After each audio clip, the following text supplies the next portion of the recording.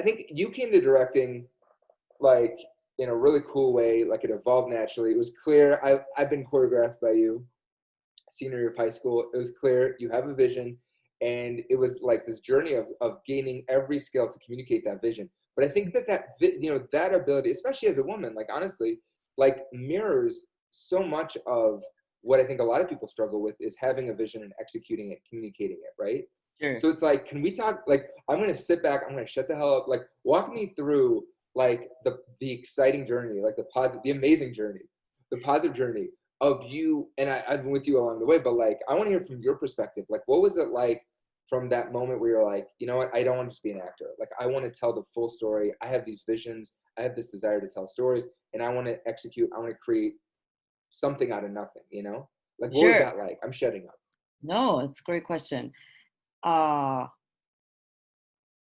I used to dance around my room a lot to, Madonna and Whitney Houston, and then when I discovered Little Shop of Horrors, something really clicked for me in terms of uh, narrative and then pop and rock music coming together. So I was really excited by Little Shop of Horrors and the power of that storytelling. So I think I was 7 when I discovered that musical, and then there was Show and Tell in 3rd grade, and I saw it as an opportunity to put on a play. And so I did. I put on a full-on, like, low-key puppet show with these woodsy toys I had from my childhood, and got a friend to be in it with me, and we told a story.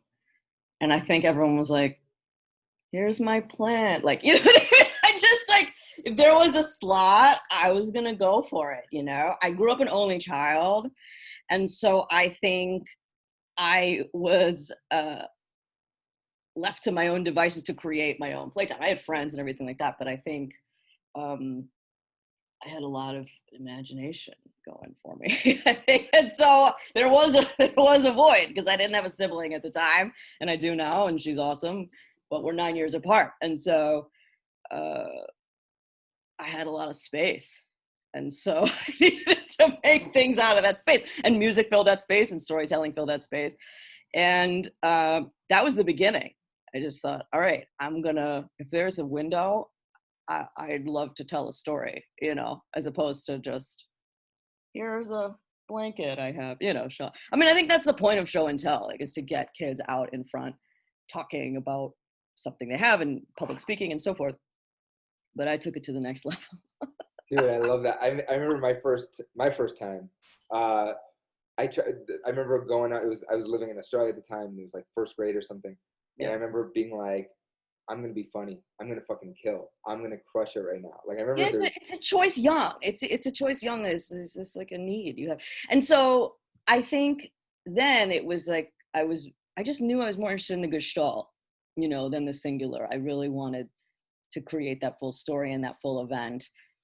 I should also say, like you, I more or less, we grew up in Chicago, and I loved watching the Bulls play, and I thought it was so exciting. And it just felt like the greatest theater. So back to your question about, like, the top, the top, the top. I mean, I grew up watching Michael Jordan play, you know, and it became like water. I think we took it for granted watching it, and now if you've seen the doc, you see how hard he worked. I mean, he had innate skill, of course, but just God, like, just we were at the top, and it's super physical. I was dancing, I was choreographing, I was watching that teamwork. And I think in Chicago, we were always taught work as a team, and now I know that mentality really came from Second City, and it trickled into, Chicago theater in this great way where you put the story ahead of yourself. And so that's why I want to gather great players, because the better folks in the room, the stronger storytellers we have in the room, the greater the whole. So I think that's always been my mentality in terms of why not acting. I'll dabble here and there, but I do feel there are people who, I have great friends out here who just love getting into a character's body and mindset and really just orchestrating that life. And I've always wanted to just step back and look at the bigger picture and work with people like that who love telling stories in that way, because they're storytellers too, you know. Really, really. So yeah, I think in terms of the highest level question, yeah, I think we saw it in front of us, like all the time for years, just the best. And the teamwork, because they didn't start winning until they built a team around Michael, you know? And you know, just I'm a White Sox fan, and so then watching the 2005 Sox, just that was teamwork. It is real teamwork to get something done. And I think people discover that along the way, usually, but I'm so grateful for having grown up in Chicago and learning that early and having that instilled from day one, you know? That is, Pete, that's fucking beautiful. Like, I didn't even think about that. Like, you're right. Like, the 89 to 95 Bulls. Like, Yeah, you're right. There is 91 and 96. Yeah. Technically. or Yeah. 91, 90, Yeah. either. Yeah. I Either know, or. But 89, they were good. 90, they were good. But I would sit there and I'd be like, oh, you're so close. This is so close. And then, but still, just to watch Michael Jordan, I mean, that's artistry on the court, you know, and it was just thrilling. And to be at Chicago Stadium, just the music and the screaming for it, you know, and it's not about adulation for me. That's not the interest. It was just the energy. It was the energy. but you're right. It's so indicative of Second City. I think so. I never connected. I mean, that's genius. It is. It is. I got you. They say I got your back. And, you know, it really was, yeah, Sheldon Patinkin, when he passed away, I learned like how much that thinking had really seeped in, because people were posting on Facebook about it. This was like 2014 or so. And yeah, just how much that thinking has really seeped into the bones of the city and the way we make things and art. Yeah, no, I'm super grateful to have grown up there. I can't imagine any other way. Yeah. Like, I like literally, I'm like pausing right next. I'm just like, oh my God. Like, you know, I just did a presentation on storytelling for sales. And this notion of the bigger picture, I talk about indirectly, but I didn't think about it until right now, that like that whole and stepping away. And like, as you know, like I said to share it because we're taught, this is so fascinating to me. Like, I had so much ego committed to you know, like I tapped into directing early on. And then literally like the minute I tapped into that zone of flow or whatever, my ego chimed in and goes, I said, you know, if you direct and if you focus on the bigger picture, you're not going to get the attention. And I wanted the attention at the time. I was insecure. I was that, and it's so funny, like but you didn't have that, right? Like, cause I think you're a phenomenal actor too, you know? Yeah. You know, I like anything. I know, you're so nice. I'm going to do the one-man show. But like, how do you navigate like teamwork? Like, this is so like, we're talking about this bigger vision, bigger picture, just like the Bulls. It's all about the teamwork. How do you navigate teamwork when you have a clear vision, like as a leader? And this is like a leadership question. Like, how do you disseminate that information out to people and get everyone on the same page? It's important, you know, in theater, I learned the importance of the first day address, where you say, you know, what you believe the play is about, or why you wrote it, or if you wrote it, or why you made it, or why you. A friend I worked with said, "Why you called the party? Why did you call the party?" And I think that's important to state. And now that I'm in film, at this point working very independently, it's one-on-one. So I make, you know, I'll work with my editor, I'll work with my DP, I'll have separate conversations, and I just make sure to have a first day address with each of them and say, here's what I'm seeing.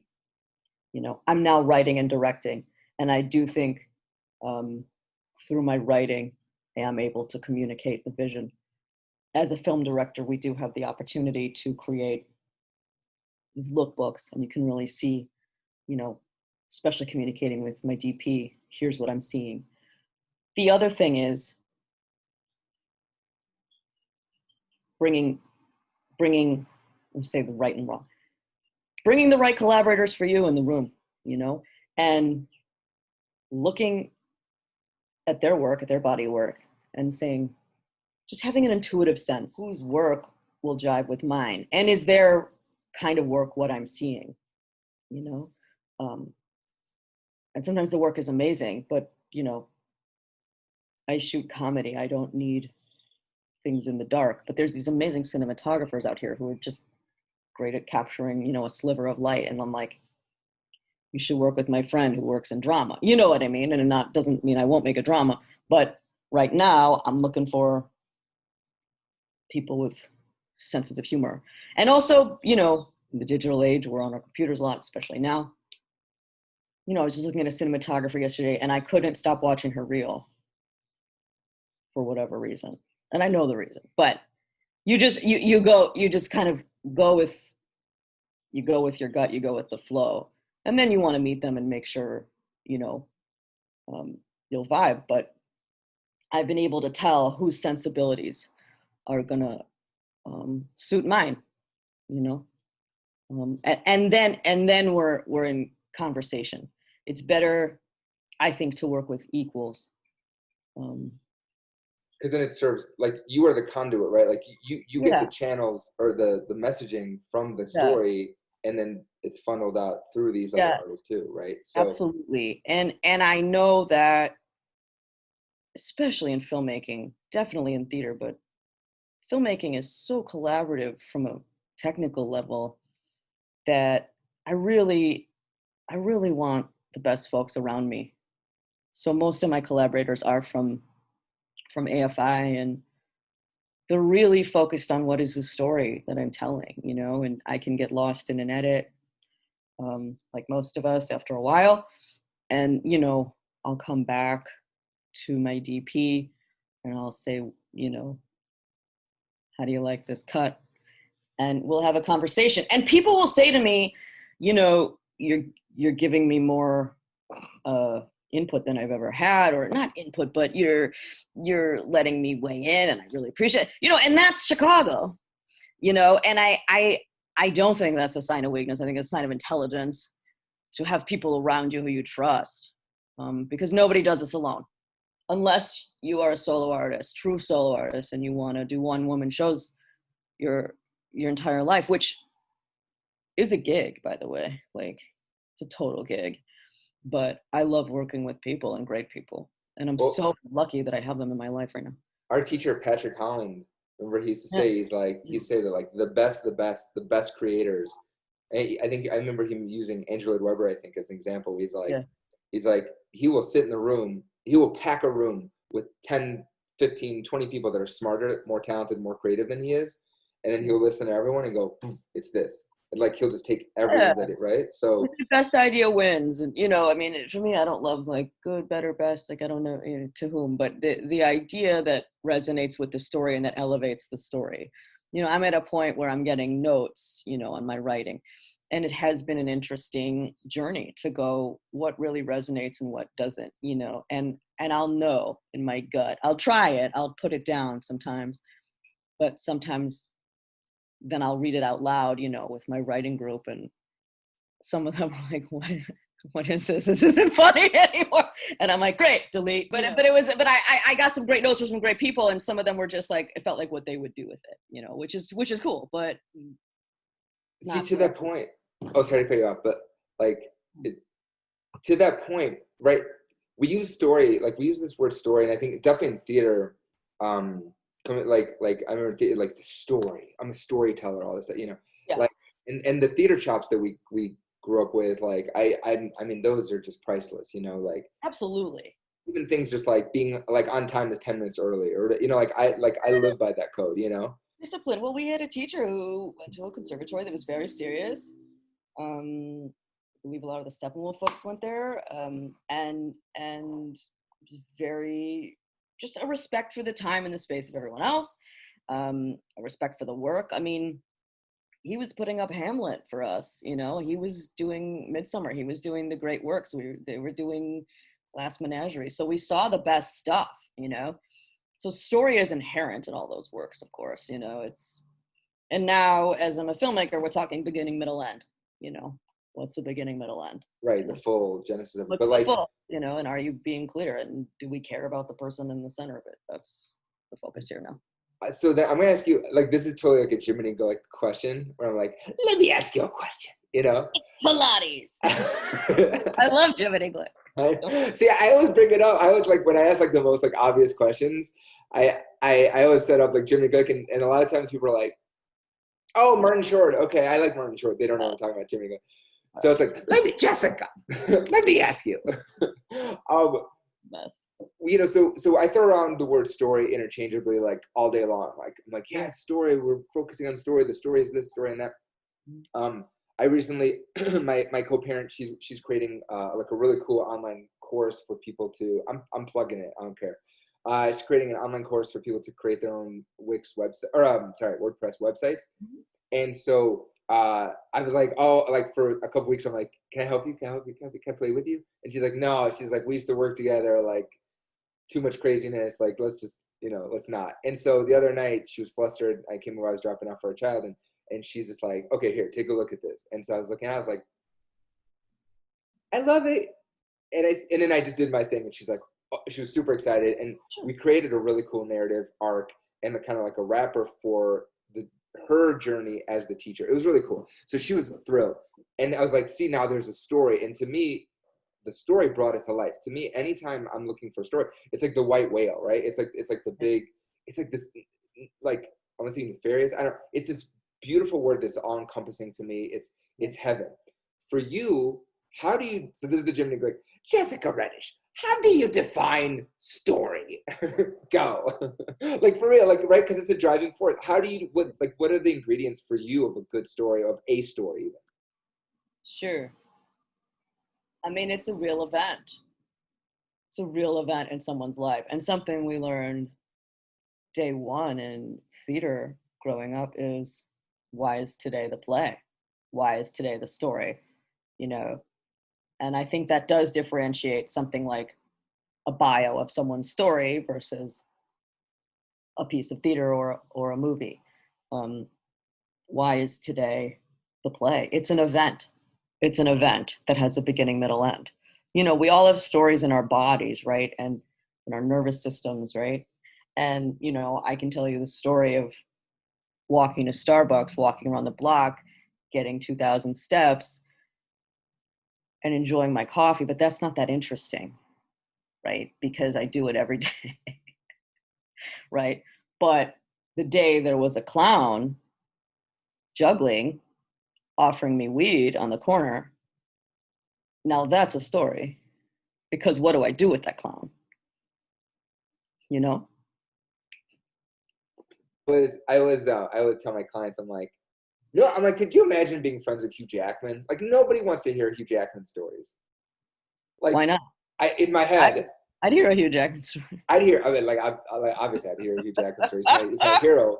But in my head, I'm always like, what would a Hugh Jackman story be like? It'd be like, yeah, I woke up today with these abs, went to work out, everything's great, and then I got $20 million.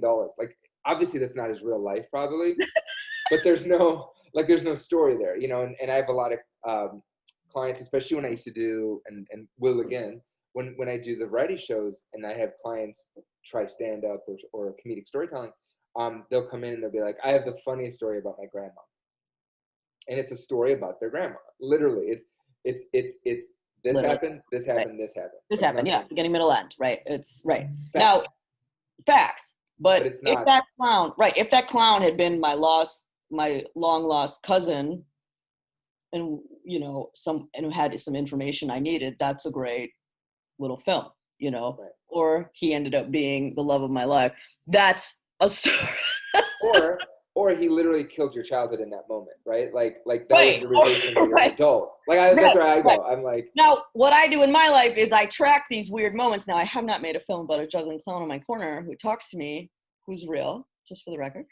But I do make films about these weird moments in my life. I sort of, catalog them, and I wonder how I can make a story or play about this. I shouldn't say how I can make a film or a play about this very surreal moment that is happening. And I think if we pay attention, surreal things are happening all the time, but some of us can just like roll Well, let's take Croissant. You did a short film about like the last croissant. A film called The Last Croissant, about a woman who really wants the last chocolate croissant left at the coffee shop, and she envisions punching out the man in front of her for it. But then he gets a bagel and it's okay. So this has been, it was featured on Funny or Die in January. And yeah, I mean, people go, where'd you get the idea? I'm like, in line at a coffee shop, like for years, you know? And I think like, it's always been okay. I think one time there was like a French crawler that I lost at a Starbucks. There was an event. But mainly it's been okay, but it is that worry. It's this animal instinct of like, are you going to take my thing that's not mine yet at all? It's just the thing I want. The helpless, like the way you shot it, where I remember the red, like the fiery lights where she goes into the dreamscape, in the dreamscape. She just wants it. She wants it so bad. But she feels powerless. Like it's fear. It's like so fear-driven. It's so relatable. I do think, you know, they say in politics and in business, you know, telling a story is the most effective way to communicate because it's how our brains process things, you know. It's how, you know, we used to gather around the campfire and tell stories. It's how we make sense of the world. And it's how we get to know who people are, you know. And the key is really distilling it down in a way that people can understand. But I do think in politics especially, that the way you can speak about your own story and in public speaking, you know, telling us who you are is really important. It's how we resonate, you know, in a real sort of heart sense, and I think just mentally too. We can really empathize. Well, and so this is, you nailed it, and like then 100%. And for me, like I have to admit, I'm going to throw it down right now. I'm a huge fan of the Marvel movies and huge. I have a Superman tattoo, as you know. Like I'm a huge fan of superhero movies. But I have to admit to you, I have to admit this now. I still maintain, in my opinion, theater is the most effective, in my opinion, for my taste. Theater I think is the most effective way to engage in the story and have a transition and have a shift. You know, whether it be, you know, one-person show, speeches, comedy, like improv, stand-up, musicals, plays. Like every time I see a play, like later in life, I'm like, man, that was so cool. Like it was so cool. So again, it's stupid to say one is better than the other. They're different. No. It's on a body level. We're in the same room with the storytellers. I mean, there's really something to that, and I love that, you know. And I can't wait so we can do it again. No, there's really nothing like the live experience. I mean, it's why, you know, you can listen to an artist on your phone, but you want to be in the room with, you know, that's why there's a concert, you know, that business that people go to, you know what I mean? Like, you know, or even like sports, right? Like you can you can see them on TV, but you want to be there, right? So we're always going to have the live experience, no matter what. I mean, well, not now, but this happened in Shakespeare's time too, though. Like there was a pandemic that like, yeah, I mean, yeah. So it'll, you know, this will come around at some point, but yeah. So we will be back telling stories, and I think it has been such a challenging time for people who want to see theater, who want to make theater. You know, it's been really challenging, and I'm grateful that I did pivot because I've been editing a lot, I've been creating and writing from home, but looking forward to, you know, I'm a choreographer too, and dancing with people. I really miss dancing in a studio with people and making a dance. And you do a really good job, I think, of straddling both lines, like being part of both worlds and bring both to each other now, right? Like I think I do. Yeah. I mean, I'm ready to just dip my feet in the film pool and tell my stories that way. You know, the thing about theater though is it's really not that accessible to everybody. And I know there have been movements and you know, I mean, it was amazing what Lin-Manuel did with Hamilton. You know, I think he brought a lot of school children from New York down. I mean, that's life-changing, you know. It is a luxury item. And the thing about what we can do in film and with the streaming platforms and YouTube, I mean, people can see it. And it's, you know, if you have a broadband connection, which everybody should have, and that's another conversation, but is view it. And you know, years ago I was at the Lincoln Center Directors Lab and we had a conversation, is YouTube the Delacorte of the future? And the Delacorte is the Shakespeare in the Park, in Central Park. Is it, you know, because now if you want to go to see the Delacorte, you can get in line and get free tickets, or this was last year, but you can also donate and get access. You know what I mean? So, and that's not a dig on any theater in particular, because it's my favorite theater in the country, but it is expensive to produce, and having produced it for some time, you know, I do believe theater is incredibly powerful, and I wish more people could see it. But it is a space that is luxurious, honestly. Yeah, especially when you're talking about $100, $200, $300 tickets for Hamilton or any other show, you know. Yeah, it is, you know, and even not, you know, are you going to spend $35 on a theater ticket, or are you going to spend it on groceries, you know? And when you have to make that choice, if you have to make that choice, guess what you're going to go with, you know what I mean? And you know, this is a greater conversation about economics and so forth, but I do agree about theater. You know, I saw a friend of mine when I was living in New York was performing just Shakespeare, that was traveling, and it was in a park, and I went to some park in Brooklyn to go see him do it, and he was great. I think it was Puck, and it was reduced for kids, and so kids were just gathering around. I mean, this is the purest form, right? Like we're talking about. And there was a fight, right, between, I think it's Demetrius and Lysander, and a little kid started yelling, "Jerry, Jerry, Jerry," because they got it. They got that this was conflict, and they were egging them on to fight more, and they got it, you know? Everybody can get it. Everybody gets storytelling, you know, and we'll funnel it through our own lens. And I do wish theater could be accessible to everyone, and I hope we get there. And you've always talked about it too, and I think it's so true, like that theater is the one that hooks you in as a kid, for like storytellers. That's been the case, yeah. And I'm out here, and there's so many people on a lot of like Zoom calls going, "Well, I started in theater, you know." And I love the theater, and I'm still in it. I still work in it. Worked in it last year.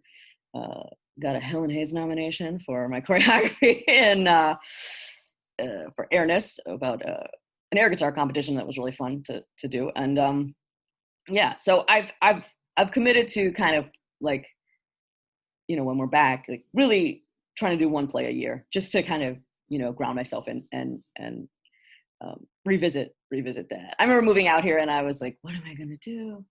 I'm going to miss theater. And then I looked at a lot of what like the Steppenwolf folks were doing.